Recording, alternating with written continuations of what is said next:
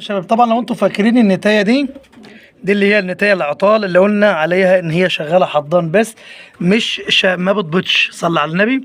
طيب انا هستفاد منها، هي لما عبش ورقده زي ما احنا شايفين هنا اهو. صلى على النبي.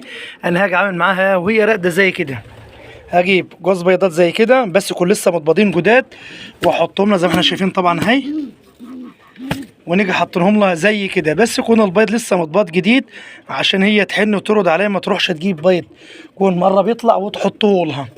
دي بالنسبه للي هي النتايه اللي هي العطار زي كده، او اللي هي مليسه مش شغاله عندك، ان هي بتبقى هي رباني كده يعني ملهاش علاج، هي من ابوها ما بتبيضش اصلا، يعني هي طالعه كده كبرت وخدت ذكر بس هي ما بتبيضش.